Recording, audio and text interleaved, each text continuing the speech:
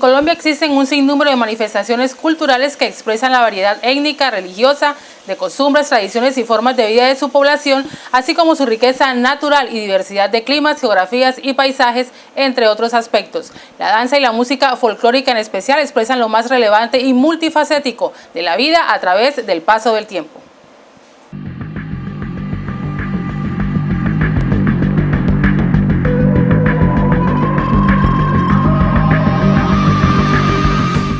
Como forma expresiva universalmente, la danza encarna el lenguaje poético del placer. En la cotidianidad se confunde el baile con la danza. Quien baila participa de un regocijo social, un acto desprovisto de creatividad, desvinculado del contexto sociocultural y reducido a la simpleza de la diversión falaz. Pero danzar es otra cosa. Equivale a hundir las raíces en la historia y ascender con las ideas seductoras para dialogar con el cuerpo. Es un modo singular de comunicación entre los humanos porque él y la danzante logran en un momento de inspiración expresar los sentimientos y vivencias individuales y colectivas de las gentes de su localidad, región o nación.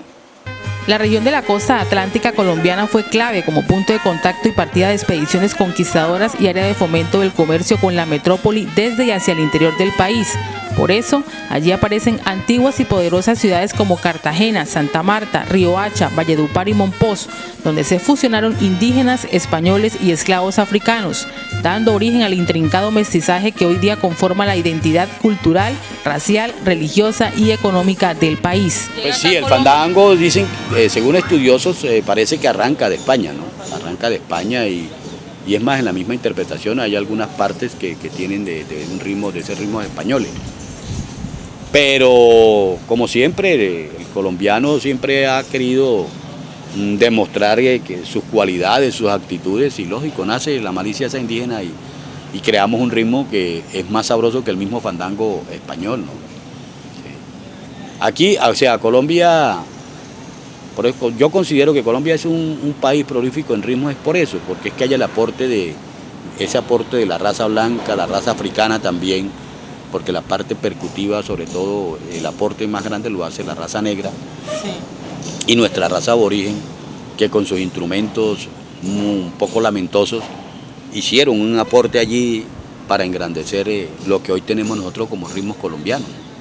Las fiestas y la música religiosas de origen español en honor de la Virgen de la Candelaria, de los Remedios o de la Inmaculada, pero también la Cuaresma, el Corpus Christi, San Juan y la Navidad, entre otros, sirvieron para catequizar indígenas y esclavos y comenzar el mestizaje musical, en el cual también influyeron las tertulias y bailes en las casas de los españoles acaudalados, en donde danzas europeas cortesanas como la gabota, el rigodón, paspiés, pasacalle, contradanza y danzas populares como la jota, el fandango y las seguidillas fueron lentamente asimiladas y transformadas por indígenas y africanos.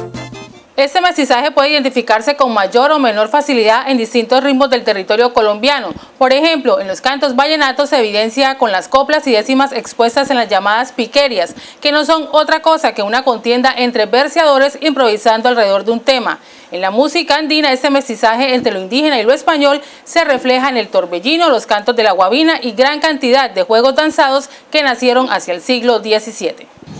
En el fandango también hay una improvisación en el comienzo, eso se lo entregan a la raza blanca. En el desarrollo del mismo fandango entra la participación ya de la raza negra y cuando con el clarinete se hacen cosas muy importantes melódicamente, ahí también se habla de que está la representación de la raza nuestra, ¿no? Porque el indio y el negro, con esos instrumentos de la gaita, de pronto hacían cosas muy lamentosas. Entonces, el fandango no es un ritmo como lo cree la gente que es acelerado, no. El fandango también es sentadito, ¿no? Y el fandango brinda la oportunidad al varón para que le muestre al hombre, pues, para que demuestre a la mujer lo varonil que es, con el movimiento, el ñangueo que llaman, ¿sí? El movimiento, los glúteos y todos sus gestos que tiene para demostrar lo varonil que es el hombre en ese momento para enamorar a la mujer. Los bailes de fandango, la tirana, el bolero y la seguidilla de la provincia de Andalucía fueron muy populares entre la clase media española asentada en el territorio de Colombia. Estos bailes constituyeron el punto de partida para la creación de fandaquillos criollos que evolucionaron y se diversificaron en el siglo XIX gracias a los aportes indígenas y africanos. Pero ¿cómo llegó a Barrancabermeja ese legado cultural y artístico? Legado que no llegó solo, sino acompañado del sombrero volteado, las abarcas, la mochila, en fin, de la idiosincrasia del sabanero. A ver, lo que yo puedo más o menos recordar, pues es todo alrededor aquí de mi hogar, ¿no? Mi hogar, sí, mi papá con el grupo de amigos, de paisanos, familia. Se escuchaba mucho esa música, se hacían muchas fiestas alrededor y al torno de lo que es el porro, ¿no? De lo que es un fandango. Entonces, pues no le puedo, digamos, así agregar mucho en cuanto hacía fiesta, porque a esa edad pues ya es imposible uno asistir, ¿no? Pero como le digo yo, uno la fue oyendo pues en casa, ¿no?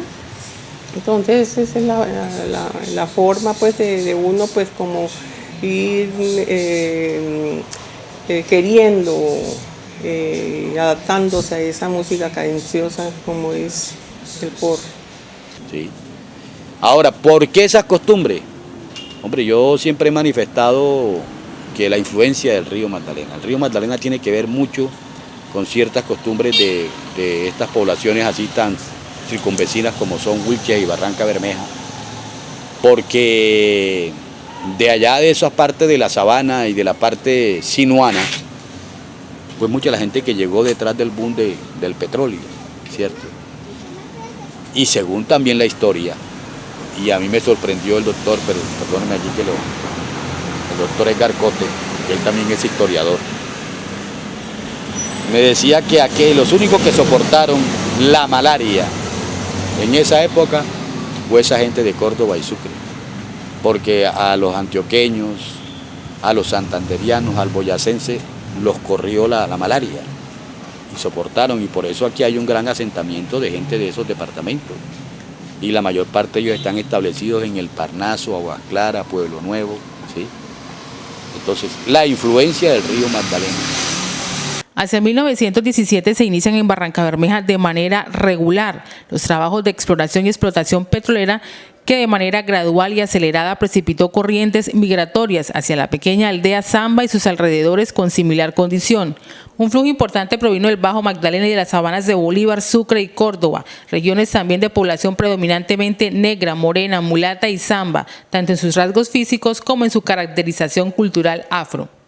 En esta primera etapa de exploración y explotación petrolera enclavizada y por expresa orden de los empleados norteamericanos de la Troco, permitían solo y exclusivamente para las labores como macheteros o hacedores de trochas a gente negra, zamba o bien morena o mulata, que obviamente provenían de trabajos rurales y de pesquería de las sabanas del Caribe colombiano. La gran mayoría llegaron atraídos por la fiebre del oro negro, otros por un motivo distinto.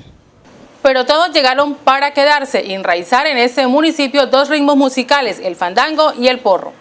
Sí, efectivamente, tú lo acabas de decir, desde pequeñita nosotros hemos escuchado la música del porro, la música de esa idiosincrasia que trajeron nuestros padres, mi mamá y mi papá, de la sabana, propiamente del Sinú.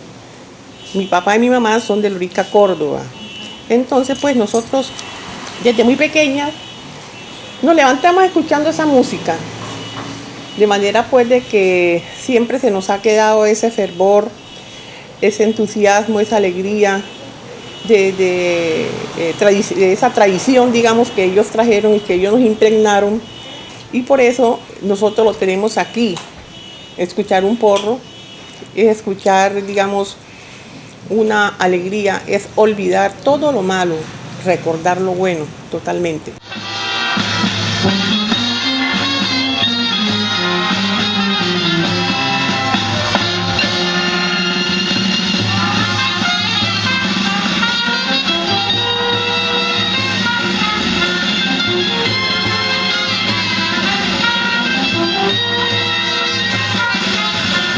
ver, ellos llegaron más o menos por los años 50, 1951 a 53, que fue cuando yo nací.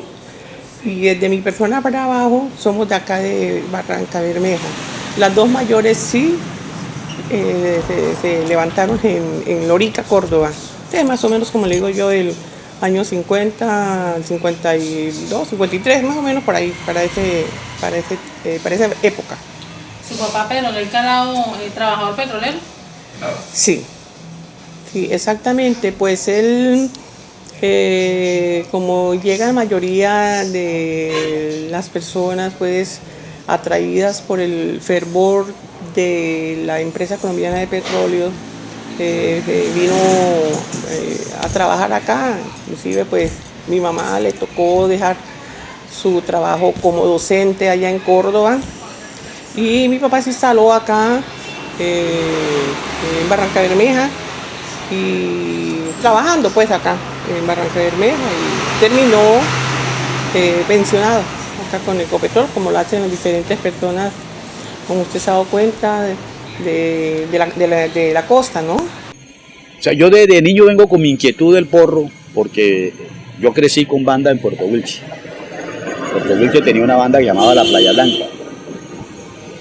Y los domingos íbamos a la retreta, a escuchar en el atrio de la iglesia o en el parque del pueblo a la banda tocar su retreta, ¿sí? Tocaban valses, tocaban polcas, tocaban porros, incluso melodías que estuvieran de moda. Entonces uno escuchaba eso era una retreta en el pueblo. Entonces, claro, yo crecí con esa inquietud y a mí desde niño, yo he sido un melómano. Yo le he manifestado varias veces que yo, en vez de cargar la tarjeta de identidad porque no la tenía, en mi cartera eran los nombres de los cantantes de orquesta, de los boleristas, de las agrupaciones de Colombia, ¿sí? Y a mí yo no sé, a mí la música me atraía mucho. No sé por qué no fui músico, pero yo me conocía la vida más o menos de las orquestas y de los músicos de esa época. Y el porro, lógico, por la banda en Puerto Wilche, o sea, es un legado. Aparte de eso, mi madre era de Arjona, Bolívar. A mi mamá le encantaba mucho el porro. Mi papá el porro, pero más que porrero, cumbiambero, porque mi papá nació en el Banco Magdalena. Y a mí me gustaba verlo danzar a esa cumbia, ¿sí? Con la elegancia con que él bailaba la cumbia. Entonces yo creo que todo eso se conjuga y todo eso corre por la sangre. Entonces de ahí mi inquietud con el porro, y cuando tuve la oportunidad de llegar a la radio, yo empecé en Radio Yarima y siempre era buscando mis porros, y de pronto la banda no me la aceptaban, entonces buscaba a Pedro Laza y sus pelayeros, y entonces este bulchero sí le gusta el porro, y donde me daban la oportunidad yo programaba los porros con Pedro Laza, ¿sí? Entonces después me dieron la oportunidad y empecé a soltar la música de banda. Estaba sonando mucho la juvenil de Chocho aquí.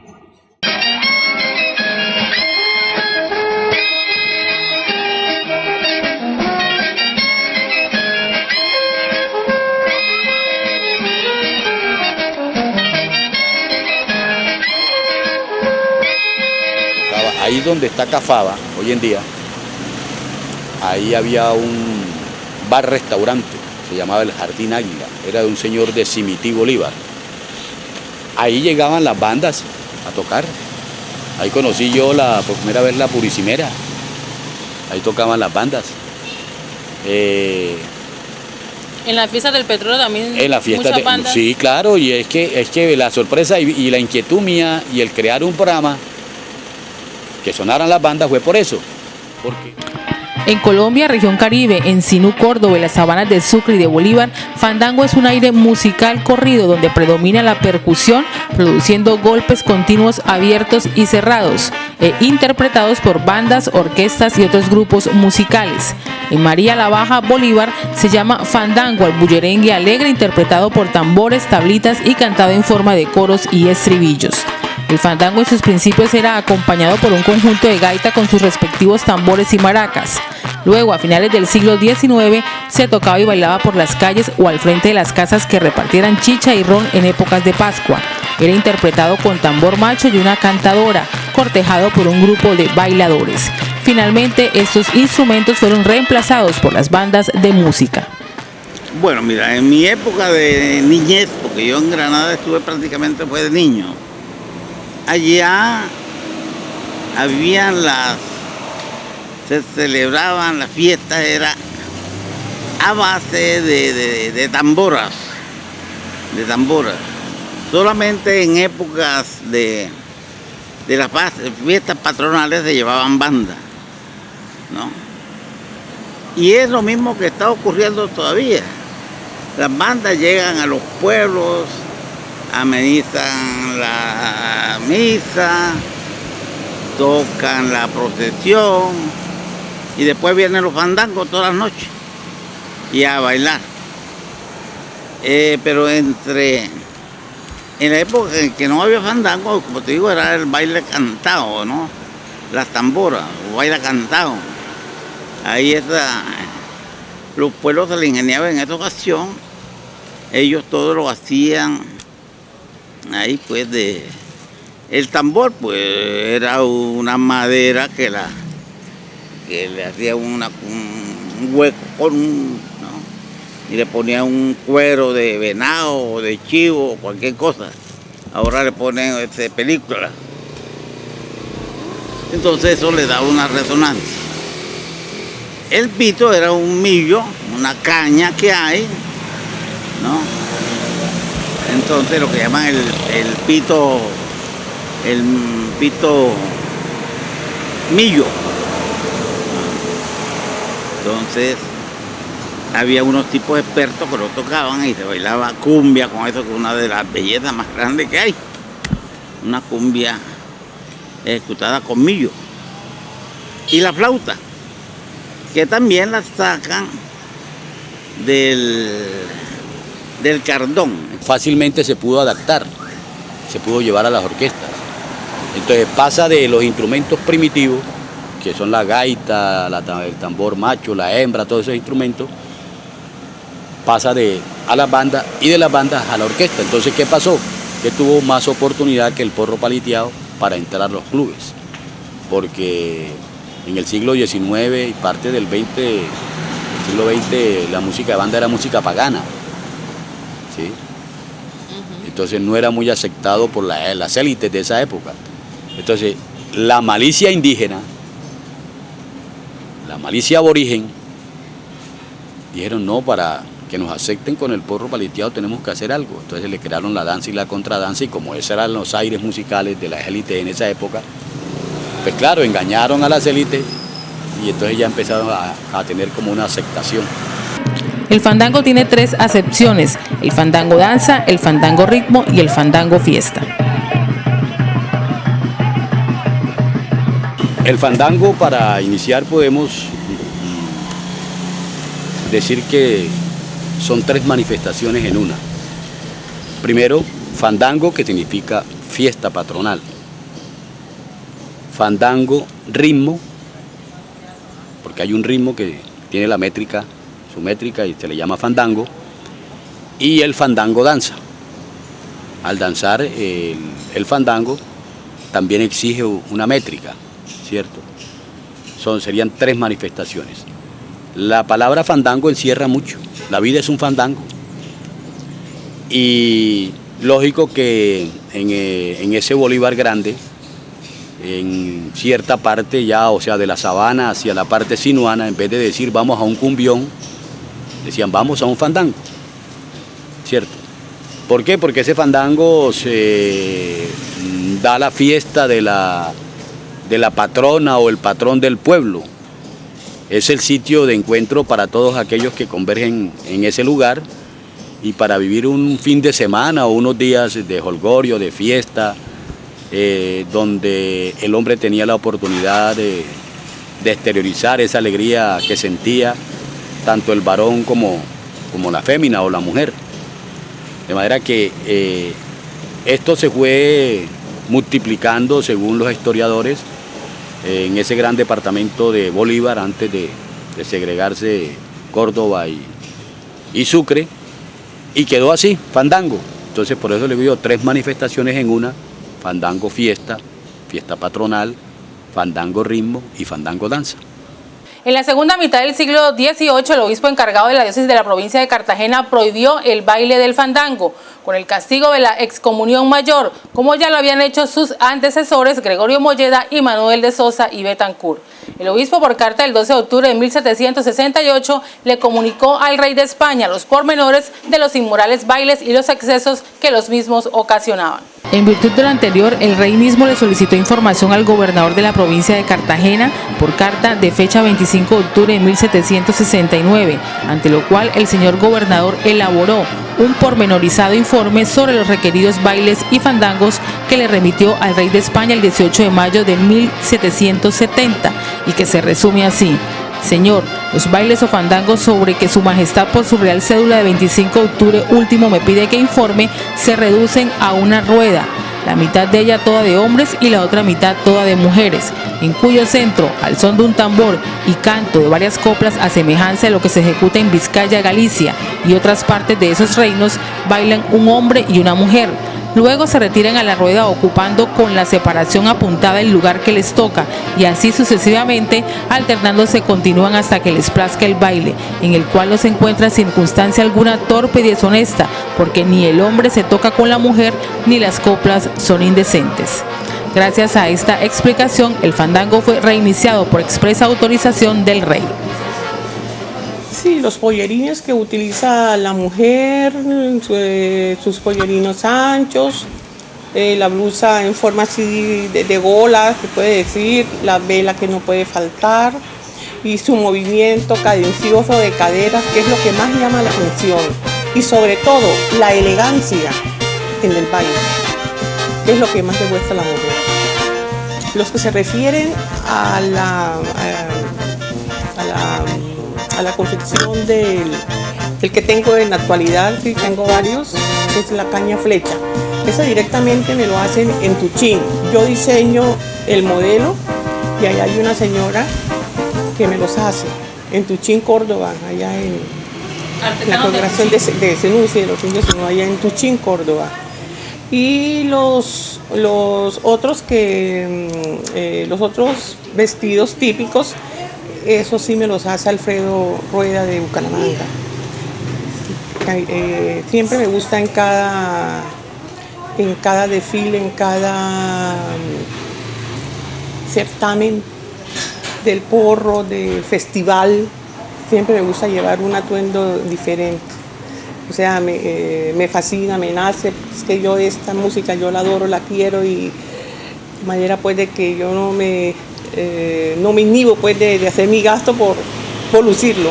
El fandango es ritmo, danza o baile y sitio donde se baila alrededor de la banda de músicos, con velas para alumbrar la plaza y la rueda, costumbre que ha quedado desde los tiempos en los cuales no había luz artificial. El fandango no es solo música. Nuestro premio Nobel de Literatura Gabriel García Márquez lo menciona en varias oportunidades en su libro autobiográfico Vivir para contarla. En las vacaciones del año siguiente lo vi por última vez, una noche de fandango, en que me ofreció un trago de ron bruto que no me atreví a rechazar. Esa fue mi devoción desde muy niña. De 13 años principié yo a bailar fandango. Desde muy niña yo cogí eso de ser bailadora. Porque iban allá a la casa, le decían a mi mamá, yo voy a invitar a María para ir a tal baile, a tal fandango, vamos. Yo me decía, mamá, yo me voy para el fandango. Me decía ella, ¿ya vete? A mí me gustó bailar desde chiquita. Pero aquí teníamos una condición que uno no salía a bailar por bailar, no. Nosotros teníamos con quien salir a bailar, pero ya grande. Yo bailaba aquí en mi casa, le hacía moriqueta a mi hermana, me gustaba bailar. Ya cuando ya fui una mujer fue que yo empecé a bailar fandango. Yo iba a La Madera, iba a Sabana Nueva, iba al Obligado, iba a Caño Viejo, por todas partes donde había fandango, ahí iba yo. Yo enseguida entraba al fandango y era a bailar. Y los muchachos enseguida me buscaban porque yo era bailadora. El fandango es una rueda, un círculo que hace uno. Ahí se baila, ahí se amanece. Para bailar tiene que hacer el círculo donde está la banda, porque si esa banda está tocando allá, ya uno no tiene. Eso no es fandango. El requisito del fandango es que uno lo baile, pero es con vela. Porque yo nunca lo bailé sin vela. Y mi parejo me lleva a mí con mis 4 paquetes de esperma y lleva la esperma a la otra. Cuando se me termina, tengo la otra que mi pareja me prende. Y los muchachos, si no me llevaban con esperma, no bailaba yo. Me quedaba acá parada en la rueda fandango. Y ahí hasta que compraban la esperma, entonces me sacaban a bailar. Yo le decía al parejo que me pusiera 6 paquetes de vela. Cuando yo llevaba esos 7 paquetes de vela en mi mano, que sentía que el brazo lo tenía llenito de vela, que ya me sentía el calor, era cuando yo bailaba más. Eso es lo que parece, bueno, a mí pues, personalmente a mí, me da más emoción. Cuando yo escucho esa banda, que oigo ese porro, ay, yo quisiera correr enseguida y bailar ese porro. Bailando está, tocando esa banda. Bailar ese porro, pero a veces ya no, porque de pronto vayan a decir, la chana es loca, pero siempre lo bailo. Usted va a un fandango y usted oye ese porro, usted quiere coger y meterse a bailar, porque el porro, el pie le brinca para meterse a bailar en el fandango.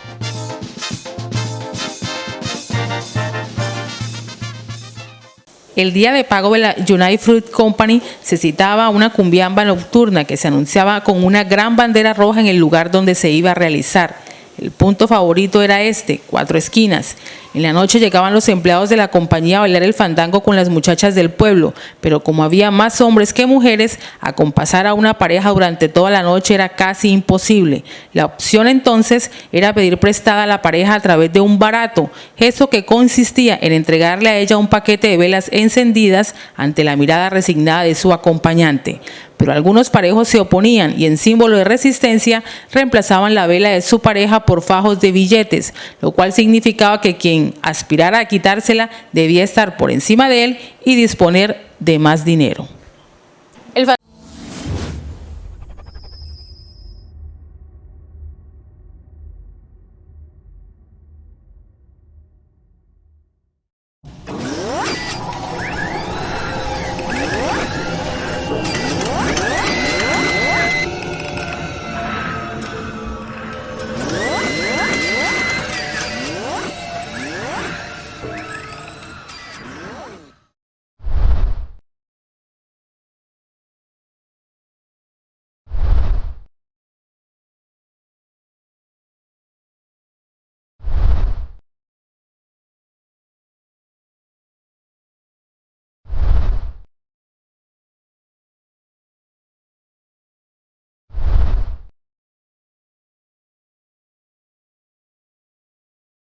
Fandango Fiesta es la fiesta pública que se realiza, pero también es el lugar donde además de interpretarse el fandango ritmo, se interpretan otros aires musicales como el porro tapao, el paliteao y la puya. Se queman velas y se brindan otros espectáculos. Cuando se danza en la rueda de fandango, la mujer debe ir en la parte exterior porque lleva el paquete de esperma. Entonces, ¿qué pasa con eso? Es con la finalidad de prevenir, ¿no? De pronto no ir a quemar al parejo. ¿Sí? Por eso la mujer lleva con la mano derecha, se agarra una parte de su falda y con la mano izquierda lleva el paquete de esperma. Ese paquete de esperma incluso va amarrado con un pañuelo, con la finalidad que a medida que se va derritiendo el paquete de esperma, pues ese esperma no queme de pronto mucho el brazo de la mujer. Entonces, según las cuestiones de mitos, de los mitos que hemos tenido en todos estos pueblos, pues había un significado, ¿no? Era como contradiciendo algo de pronto a la naturaleza, o podía tener otro sentido. En todo caso, eso no fue hecho ahí por hacerlo, ¿sí? Y usted siempre que vaya a departamento de Córdoba o al departamento de Sucre, y si usted va a una rueda de fandango, va a encontrar que se gira contrario a las manecillas del reloj. En Granada se celebra la Virgen de Carmen, que es la fiesta patronal. Precisamente ahorita estuve allá el 16 de julio y todavía lo mismo, ¿no? La alborada, primero la llegada de la banda es un acontecimiento, sale el pueblo a esperar a la entrada, vienen después las cabalgatas. Se reúnen todos aquellos que tienen caballos y salen muy ordenados por las calles, caballos muy buenos, que todavía por aquí no los he visto. No, caballos muy buenos y costosísimos. no solamente allá, sino en todos los pueblos de la sabana. Después ya vienen las cabalgatas, al día siguiente viene la aurora, o sea, un paseo de la banda por las calles bien temprano, en la madrugada, como a las 4 de la mañana. Allá precisamente yo ese día amanecí en Granada y a las 5:30 me estaban tocando en la puerta. Allá me pusieron la banda hasta que me levantaron y me tocó levantarme a bailar. Así pues que... Y después de todo eso siguen las bandas por ahí tocando, ¿no? Hasta cuando llega el día del Carmen y tocan entonces en la iglesia. Después por la tarde que sale la procesión, tocan la procesión, después que entra ya la procesión, ahí en la plaza viene la quema de pólvora, la vaca loca, el castillo, y comienza entonces, ese día no hay fandango, por respeto pues a la Virgen, pero sí ya hay casetas, ¿no? Que no había antes, entonces el pueblo se va para las casetas. Pero a partir del segundo día sí ya comienzan los fandangos. Los fandangos muy sabrosos, ¿no? Porque son bandas muy experimentadas en fandango, que no descansan. La gente baila muy ordenadamente y se pasa sabroso. Sobre el porro hay muchas definiciones, pero para las colonias de los departamentos de Sucre, Córdoba y Bolívar asentadas en Barranca Bermeja, el porro es una obra artística clásica de arraigo popular y bucólico, de carácter generacional, representativo de toda una pasión patrimonial que signa la identidad pluriétnica y multicultural del legado más preciado de sus ancestros. A ver, para mí el porro es una música cadenciosa, el cual su ritmo y su estructura está íntimamente ligado a la idiosincrasia del pueblo sabanero, ¿sí?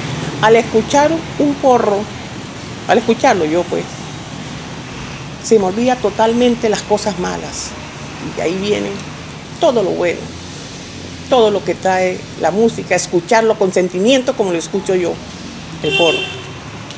¿Por qué no?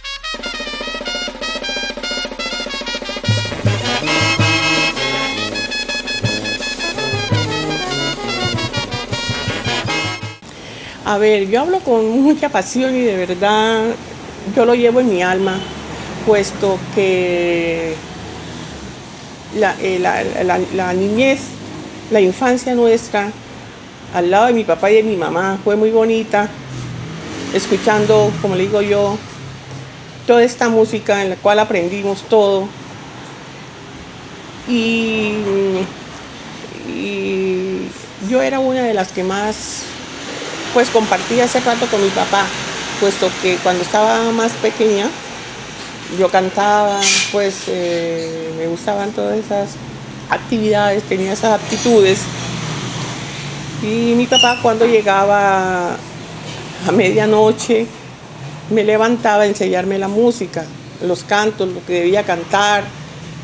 Entonces siempre terminaba él colocando su música de allá de Córdoba, de su tierra.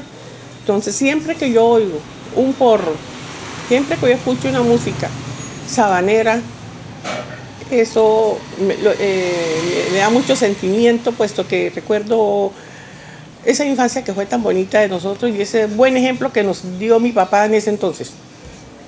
La llegada de los europeos al litoral atlántico trajo consigo su carga de recuerdos, entre los cuales figuraba como equipaje estimable el de sus gustos y preferencias musicales, convertidos de pronto en añoranzas por las tierras que habían abandonado probablemente de manera definitiva. De esta forma se introdujo en Colombia la contradanza, baile de figuras ejecutadas por muchas parejas, y el vals alemán, que sirvieron de modelo para el perfeccionamiento del porro, necesitado en aquel momento de nuevos elementos artísticos para ponerse a tono con las exigencias modernas. En el ritmo se dan esas mezclas y aparte de eso, algo que es importante tanto en el porro paliteado como en el fandango, interpretado por las bandas de vientos o bandas folclóricas, como le hemos llamado últimamente, se da improvisación, ¿sí? Por eso María Varilla, una banda puede tocarlo 10 veces en la noche y nunca lo toca igual, porque el mismo sabor de él exige que se dé una improvisación. Hay gente que de pronto no ha sabido entender o no ha sabido interpretar el cuál es la improvisación. El porro paliteado, como se conforma de 3, 4 partes, 5 partes, hay un momento en que está la sabrosura, está ese sabor, que es la parte nuestra, que es la parte aborigen, que se llama bozá, nudo o amarre del porro paliteado, ¿sí? Cuando ese momento se está dando, es cuando usted encuentra que algunos instrumentos dialogan, ¿cierto? Se enamoran incluso, y la parte percutiva, por lo menos el bombo se calla y se lleva a la parte superior del bombo, del vaso del bombo, hay una tablita, ahí se palitea, ¿sí? Hola, ¿cómo le va, hombre? Y entonces cuando están en ese momento, el bombardino, que es uno de los instrumentos importantes en la interpretación del porro paliteado, él empieza a improvisar. Los clarinetes, que son la representación nuestra dentro de la banda, o sea, reemplazaron las cañas, los pitos, la gaita, todos esos instrumentos los reemplazaron los clarinetes, ellos hacen un recital, ¿sí? Entonces, el bombardino, uno se queda armonizando y el otro va improvisando. Eso es lo bonito, sabroso, pues, que cuando a uno le gusta el porro, cuando llega a esa parte uno se emociona mucho. La única que queda por fuera es la trompeta, ¿sí? Y los testigos de ese enamoramiento y de esa charla que hay entre los instrumentos son los trombones. Cuando ya termina esa parte de la bozá, vuelve nuevamente el que ejecuta el bombo, coge la masa, la golpea y golpea nuevamente en el parche el bombo, y ahí termina la bozá del porro, ¿sí? Entonces, ¿por qué ahí las 3 etnias están representadas, por lo menos en el caso del porro paliteado, la contradanza y la danza? Ahí está representada la raza blanca, la raza española, porque la contradanza es española y la danza. Cuando viene la parte esa donde está la bozá, eso los investigadores han considerado que es la parte negra. ¿Por qué? Porque es que esos instrumentos, unos se hablan y otros se contestan. Eso es lo que llaman los areitos, los cubanos, ¿sí? ¿Por qué? Porque el cubano sin instrumentos, el palmoteo, unos en el centro cantaban y los de afuera de la rueda contestaban, ¿cierto? Entonces, ahí está representada la parte negra. Y la parte nuestra, que es la bozá o el nudo o amarre del porro, ¿sí? Ahí estamos representados nosotros con el recital que entregan los clarinetes.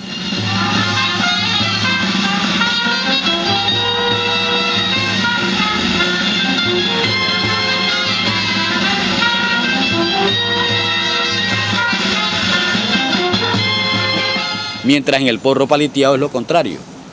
En el porro paliteado el hombre empieza enamorando a la mujer, en la danza, estoy hablando de la danza, empieza enamorando a la mujer y la mujer arranca despectiva, ¿sí? Su paquete de esperma, uno cuando va a los fandangos, a las ruedas de fandango como se le llama, porque se gira contrario a las manecillas del reloj, eso también tiene su significado, eso tiene mucho que ver con la naturaleza, con el cosmos. Entonces, la mujer, el hombre entrega su paquete de esperma, va primero, llega donde está la familia, solicita el permiso para bailar con la dama, ¿sí?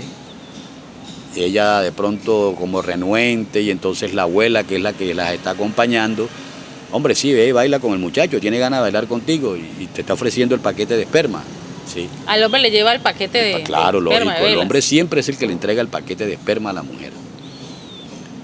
Y hay un de entre los dichos de la música de banda, hay uno que dice, del man que tiró la piedra y le pegó a la abuela. Imagínense, si yo voy a ir a un fandango y tiro una piedra y le pego a la abuela, ¿cómo voy a ir yo a pedir permiso para que me dejen bailar con una de las niñas si le pegué a la abuela con la piedra y me vieron? ¿Sí me entendió? Entonces, el hombre, pues lógico, arranca enamorando a la mujer despectiva, utiliza una cantidad de términos para el enamoramiento, ¿sí? Vamos, negra, mira que yo tengo un caballo alazán, negra, que si tú te casas conmigo yo te compro una buena estufa, ¿sí? Y así por el estilo. Entonces, ¿qué ocurre? La mujer en el momento de la bozá, cuando hay un mayor acercamiento, llega un momento en que ella de pronto muestra que acepta el enamoramiento. Pero antes de eso, lógico, el paquete de esperma es su instrumento de defensa, ¿sí? Con el paquete de esperma, si yo estoy acosando, soy un acosador, de pronto ella con el paquete de esperma, entonces cuando uno se abre, ¿sí? Y de pronto uno dice, vamos negra, písame el callo, igualame el sobaco, ¿sí? Entonces, ¿qué ocurre? Que llega un momento en que es tanta la insistencia del varón que de pronto la enamora a la mujer, y cuando ella acepta ese enamoramiento, uno extiende los brazos y ella entra y da la gira con uno, como aceptando el enamoramiento, ¿cierto? Entonces cuando uno ya piensa para entre sí, la tengo dominada, entonces el sombrero va al suelo, ella gira alrededor del sombrero, uno vuelve, lo toma, la llama, ya ella coja hacia allá, entonces uno desde acá con el sombrero, por eso por ratos cuando yo he danzado que me ven que yo me agacho y el sombrero, eso es llamándola, y nuevamente hasta que ya culmina esa parte de la bozá, cuando viene nuevamente, porque todo porro paliteado que comienza con la danza y la contradanza, así como comienza, debe culminar, debe terminar, ¿cierto? Entonces termina así. Pero un porro paliteado, algunos porros paliteados se quedaron sin eso. Ese porro paliteado es como el caso de María Varilla. María Varilla no tiene danza ni contradanza, pero le aplican una voz latina que llaman al libitum, que significa libre improvisación. Entonces esos porros como María Varilla, el Gavilán Garrapatero, Soy Pelayero, así por el estilo, se les puede crear una improvisación, pero una improvisación, una cosa corta. Musicalmente creo que los músicos hablan de octavas, ¿cierto? Hay algunas bandas, por lo menos ya el caso de La Doctrina va a empezar María Varilla y ella no empieza la introducción de María Varilla, sino ella lo hace es parará, corta enseguida y ahí muestra la melodía de María Varilla. La banda Ritmos de Sucre lo hace es con un porro de salón de mucho reconocimiento en el país y que aquí en Barranca Bermeja fue muy aceptado, lo adoptó Barranca también, que es la vaca vieja.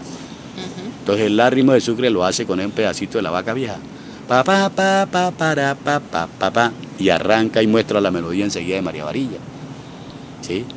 Y hay bandas ya, Caimito también, la he encontrado improvisando, pues para uno darse cuenta de pronto tiene que gustarle mucho la música de banda y tener un poquito de conocimiento.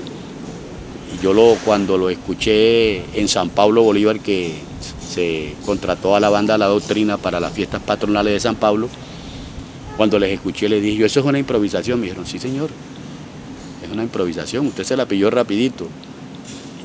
Y entonces a María Varilla no se le puede hacer danza ni contradanza. ¿Y se llama así dentro de ese género improvisación? Así claro. Como por ejemplo en el vallenato se llama versear, en la salsa el sonero. Sí, bueno, la improvisación va a través de la instrumentación, ¿no? Como le digo, en el caso del paliteado, por lo menos el bombardino, el primer bombardino es el que más trata de improvisar a medida que va avanzando el porro y cuando está dentro de la bozá, nudo o amarre del porro, ¿sí? En el fandango también existen improvisaciones. Fácilmente se pudo adaptar, se pudo llevar a las orquestas. Entonces pasa de los instrumentos primitivos, que son la gaita, el tambor macho, la hembra, todos esos instrumentos, pasa a las bandas y de las bandas a la orquesta. Entonces, ¿qué pasó? Que tuvo más oportunidad que el porro paliteado para entrar a los clubes, porque en el siglo XIX y parte del siglo XX la música de banda era música pagana, ¿sí? Entonces no era muy aceptado por las élites de esa época. Entonces la malicia indígena, la malicia aborigen, dijeron no, para que nos acepten con el porro paliteado tenemos que hacer algo. Entonces le crearon la danza y la contradanza y como esos eran los aires musicales de las élites en esa época, pues claro, engañaron a las élites y entonces ya empezaron a tener como una aceptación. Los barranqueños disfrutan de la música de tamboras, las danzas, la cumbia y el porro. La música de banda tan arraigada en la sabana de los departamentos de Bolívar, Sucre y Córdoba nunca falta en las actividades culturales y sociales de Barranca Bermeja. A finales de la década de los 80, un grupo de amigos, encabezados por Edgar Arturo Esparragosa, Hernán Ricaute López, Niro César González, Ramón Padilla Fernández, entre otros, se reunieron para planear un festival que en poco tiempo se convirtió en realidad.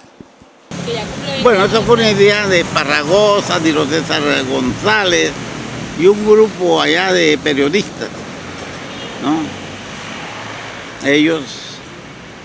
Entonces pues ellos maduraron la idea y una vez que la maduraron invitaron a algunos sabaneros, a Ramón Padilla y... ¿no? Cuando a mí me tocaron, ya estaba un poquito organizado. Yo asistí a la primera reunión que fue en la Cámara de Comercio. Entonces se nombró la primera junta, estuvo Niro César de presidente y Ramón estuvo de tesorero, creo, sí. Entonces encargaron a Ramón para que se fuera a la sabana a buscar las bandas. Entonces, pues Ramón es del cordobés, conoce mucho de banda, y entonces le encargaron a él para que fuera, y él se fue con Esparragosa, con Orlando Mesa, a buscar las bandas. Ya vinieron los primeros, las primeras bandas, y se hizo un festival muy bonito, muy bueno, que los primeros festivales de banda que se hizo en Barranca fueron enormes, muy buenos. Que traían buenas bandas. En esa ocasión, como tú puedes ver por aquí, ya vino Miguel Emiro. Miguel Emiro Naranjo. Miguel Emiro en esa ocasión se trajo, no vino él con la banda profesional. Él trajo unos muchachos de escuela, que trajo los raicilleros y se trajo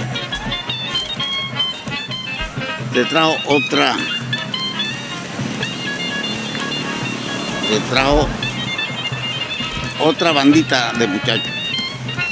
En esa ocasión, precisamente, según mismo Emiro, porque como había poca experiencia acerca del comportamiento, acerca de la organización, entonces pues no se pensó bien cómo era que se iba a atender a los muchachos. A los muchachos los cogieron y los metieron aquí en la escuela Santa Cecilia, pero los raicilleros, que eran jóvenes, ellos encajaron mucho con los hijos míos que estaban jóvenes. Y mis hijos, al día siguiente, después de amanecer, después de amanecer acá, ellos se los llevaron a desayunar al muelle, a los pelados. Sí, primero tocaron la aurora, pues. Los pasearon por las calles, los llevaron donde el alcalde, que era Jorge Gómez Villamizar, y de ahí se los llevaron a desayunar. Pero quedaba la otra banda, quedó ahí en la escuela. Y era a las 11 del día. Y no los habían llamado, no les habían dado desayuno. Entonces, cuando aquellos vinieron acá y les comentaron, entonces mis hijos llamaron a la mamá. Entonces la mamá los llamó, dije, no, tráigaselo para acá, y él les preparó desayuno a esos muchachos también. Eso lo hace uno desinteresadamente, sin pensar en nada. Yo en esa ocasión todavía no era amigo de Miguel Emiro Naranjo. Por la tarde estaba yo pues ya en las bandas, se presenta un señor y me dice, ¿usted es el señor Erazo? Y digo, sí. Y dice, don Hernán, ha salvado usted el festival. Digo, ¿y eso cómo? ¿Por qué? Digo, nosotros ya no íbamos a regresar. ¿cómo es posible que a las 11 del día todavía no le hayan dado muerte de desayuno a estos niños? Hombre, don Ramiro, disculpe, porque eso son pues, precisamente falta pues, de conocimiento, que era la primera vez que hacía un festival, eso fue en el 90. Fundado en 1990, el Festival Nacional de Bandas de Barranca Bermeja se ha convertido en un verdadero derroche de alegría y fraternidad. Miles de personas se reúnen para escuchar la música que interpretan las bandas con los clarinetes, bombardinos, trompetas, trombones, bombos, redoblantes y platillos. Es una celebración que no discrimina a nadie, que atrapa y obliga a gritar al ritmo de su música. La Ley 1007 del 23 de enero de 2006, emanada del Congreso de la República, lo declaró Patrimonio Cultural y Artístico de la Nación. A la larga,